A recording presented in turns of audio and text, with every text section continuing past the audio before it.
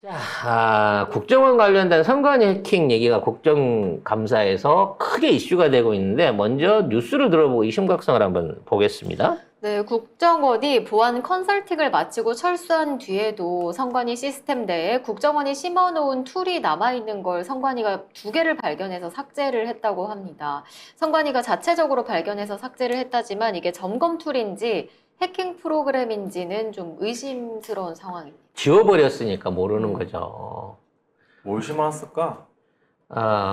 뭐 이태리째 그거 심었겠죠. 옛날에 그 빨간 마티즈 사건 때 그 말이 많았던 이태리에서 수입했다고 하는 그 프로그램, 내부 들여다보는 프로그램을 아마도 깐 게 아닌가라는 생각이 듭니다. 아니 근데 국정원이 이렇게 해도 돼? 그러니까 이거를 선관위에 깔아놓고 이거를 자기네들이 안 지우면 돼요 이게? 아니 심지어 이거를 깔는 걸 안 들키려고 이번에 전산연구원이랑 이 점검을 한다고 했잖아. 보궐선거 직전에 갑자기 점검을 한다 그랬부터 이상하다 그랬잖아. 근데 그거를 점검하면서 말하자면 보안 프로그램을 꺼놓고 점검을 한 거야. 안 들키려고. 그래서 당연히 보안 프로그램을 꺼놓고 점검을 하고 이상 없다고 갔는데 선관위가 찜찜해갖고 찾아보니 있었던 거야, 2개가. 네. 그래서 이거를 없앴다는 거죠. 근데 구체적으로 어떤 프로그램이었고 뭘 하기 위한 프로그램이었는지는 국정원도 말을 안 하고 선관위도 말을 안 한다는 거야. 그래서 담당자는 알고 있겠죠. 국정원발 해킹을 걱정해야 되는 지금 그럴 지경이에요 지금. 그러니까 국정원이 보안 컨설팅을 하면서 2달 반 동안 날마다 20명을 투입을 했대요 여기다가. 그러니까 선관위의 보안 시스템을 전부 다 알고 있는 곳은 국정원이 유일합니다. 그래서 이 선관위도 봤다는 거 아니에요. 물론 선관위 사무총장이 일부러 대줬다라는 얘기는, 대줬다 표현이 이상하네. 일부러 열어줬다. 왜냐면 성렬이 동기니까. 야, 한번 잘 심어봐, 안 들키게. 이런 차원에서 열어줬다라고도 말할 수 있을 것 같은데, 문제는 이제, 이게 의도가 어떤 의도에서 이걸 심었냐는 거죠. 응?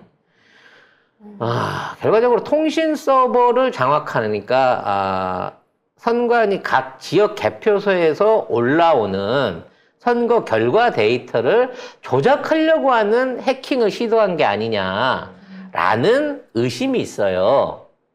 그러니까, 그러면 이게 구체적으로 설마 어떻게 되냐면, 자, 지금 있는 현재 개표 체제는, 이거 전문가가 아닌 분들 잘 모르시겠지만, 사실상 수동 개표입니다.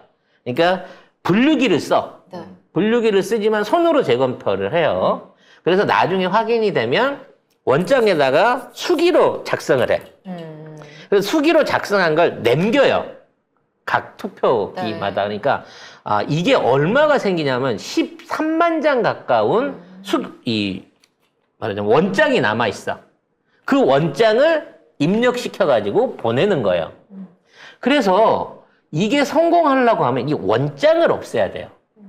그러니까 비용 문제를 삼아가지고 이 분류표들을 직접 입력하고 이걸 확인해서 사람이 입력하는 시스템을 어떤 형태로든지 자동화해가지고 이걸 모르게끔 하는 거야. 이 투표 집계를 모르게끔 하는 거죠.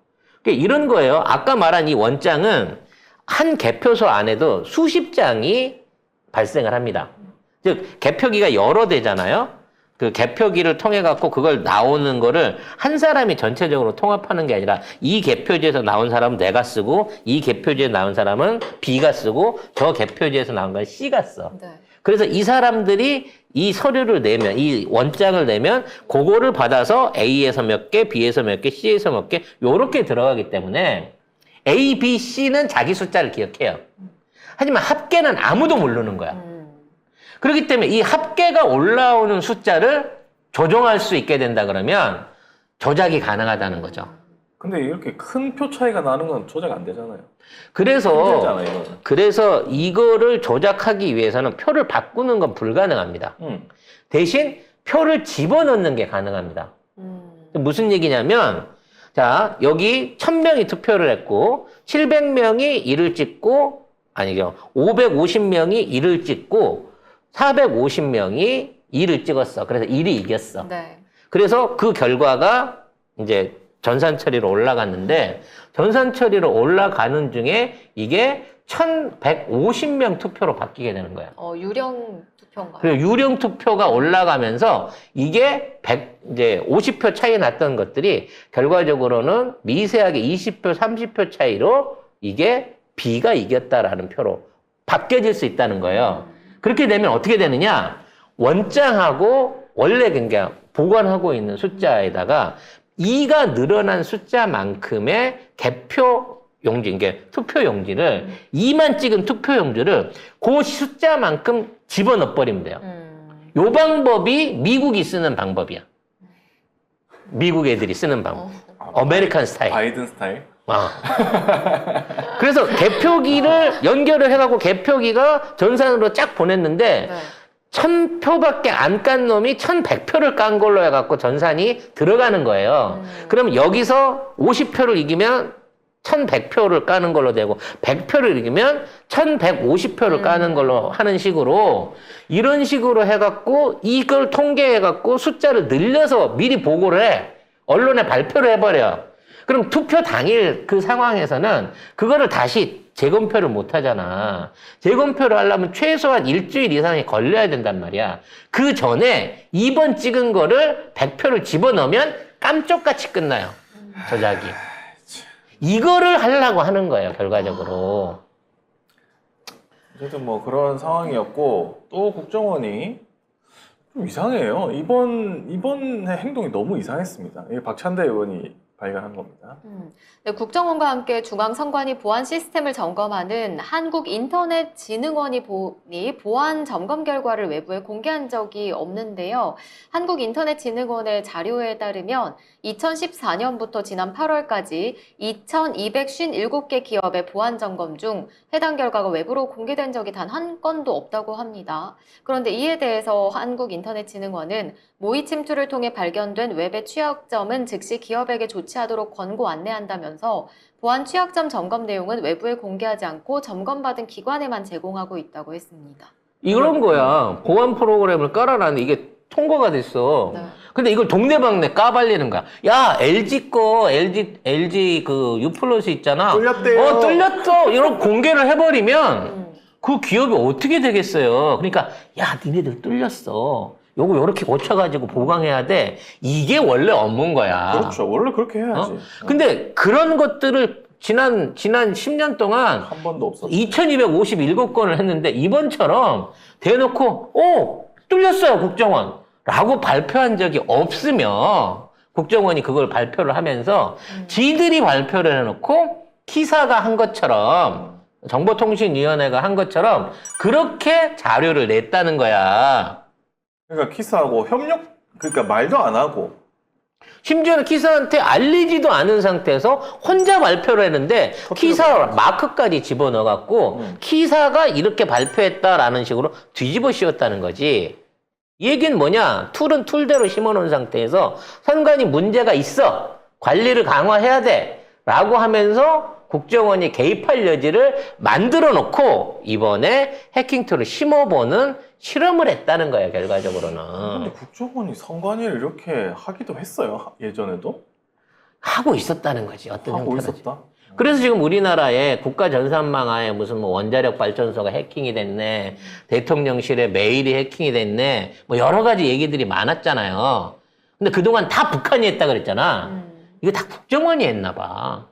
진짜 국정원 아니면 할 사람이 없는 것 같은데. 지금. 북한은 그 내부 전산망에 외부에서 침입할 수 있는 능력이 없어요. 흔적도 없이 그런 해킹이 불가능해. 그게 가능하려면 내부 통신망을 쓰는 사람이거나 오프라인으로 현장에 접근할 수 있는 사람이거든. 근데 농협부터 시작해갖고 그동안 일어났던 대한민국의 굵직굵직한 해킹 사건 안에 따져놓고 보니까 전부 다 국정원이 이 짓거리를 한 게 아니냐는 의심이 생긴다는 거야. 그러면서 금요일날 윤석열이 해킹 화이트 해커 10만 명 양성한다고 하는 얘기가 이 새끼들을 데리고 진짜 각 투표소마다 아니면 개표소마다 하나하나씩 이걸 다 털어버리려고 그러나?